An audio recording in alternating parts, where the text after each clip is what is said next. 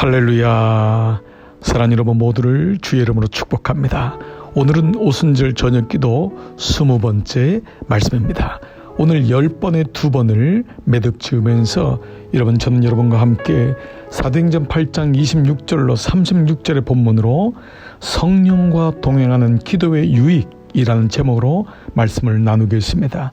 사도행전 8장은 성령의 사람, 기도의 사람 빌립 집사를 통하여 에티오피아의 내시만이 아니라 그 나라 에티오피아와 에티오피아가 있는 대륙 아프리카까지 복음이 들어갔던 역사적인 사실을 서술하고 있습니다.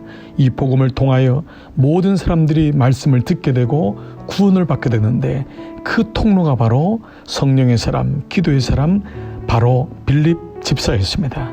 그러면 어떻게 빌립 집사는 성령님과 동행하며 놀랍게도 그 유익을 얻을 수 있었을까? 오늘 저는 3가지의 말씀을 가지고 이 성령과 동행하는 기도의 유익이란 제목을 나누겠습니다. 오늘 첫 번째, 성령을 통해 빌립은 순종을 배우게 되었습니다. 26절 말씀, 주의 사자가 빌립에게 말하여 이르되 일어나서 남쪽으로 향하여 예루살렘에서 가사로 내려가는 길까지 가라 하니 그 길은 광야라. 그 길이 광야였습니다. 비단길이 아니었습니다. 또한 예루살렘에서 가사, 빌립이 있었던 사마리아 성에서 가사까지는 좋기 3일이 걸리는 길이었습니다. 게다가 복음을 전하고 있는 사마리아에는 성이 요동할 정도로 그 열매가 일어나기 시작했는데 갑자기 기도하는 가운데 성령께서 빌립의 마음에 감동을 주는 것입니다. 뭐라고 합니까? 그 길로 내려가라.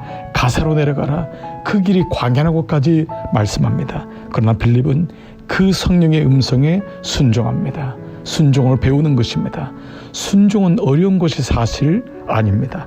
많은 사람들이 목사님 순종이 어려워요. 순종이 제일 힘들어요. 물론 본질적으로 순종하지 못하는 불순종의 자녀인 우리는 순종을 하기가 어려운 것은 사실입니다.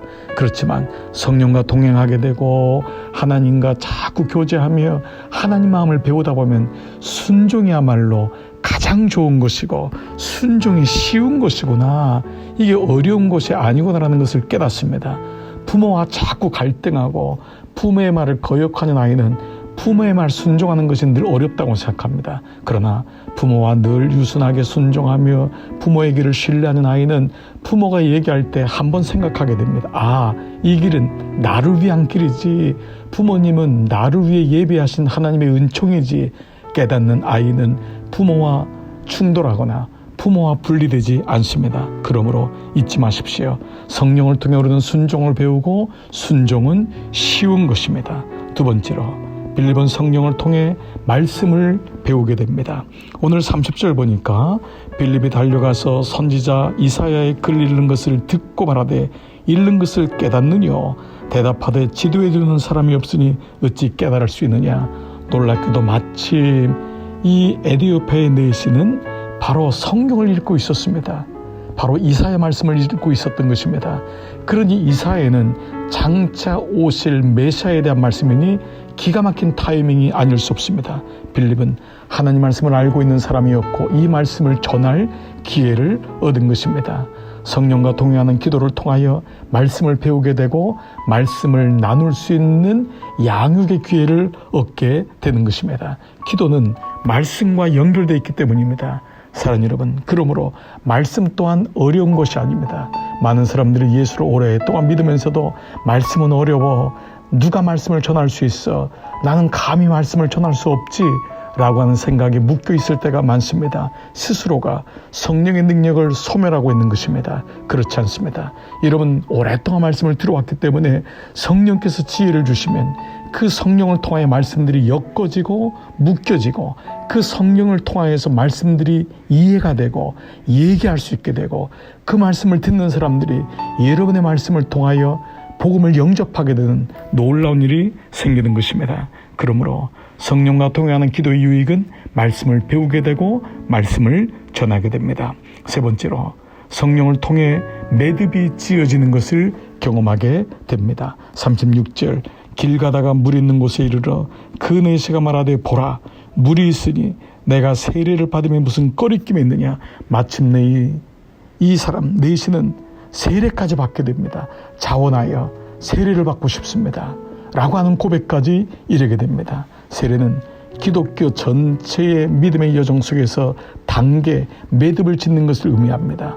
교회만 나오고 예수님 하는 것이 아니라 내가 물로 장사 지낸 바 되었다 해서 물세례를 받음으로 우리는 믿음의 단계, 매듭을 짓게 되고, 물세례를 받은 사람은 성령 세례를 사모하게 되므로 또 하나의 매듭을 짓게 되고, 성령 세례를 받은 사람은 성령 충만을 사모함으로 또 하나의 매듭을 짓게 되는, 역사적으로 우리의 인생적으로 구속사적으로도 계속 성령을 통해 우리의 인생이 하나하나 한 단계 한 단계 매듭이 지어지는 것을 보게 됩니다. 인생은 대나무와 같아서 매듭이 있을 때만이 그 위로 올라갈 수 있습니다.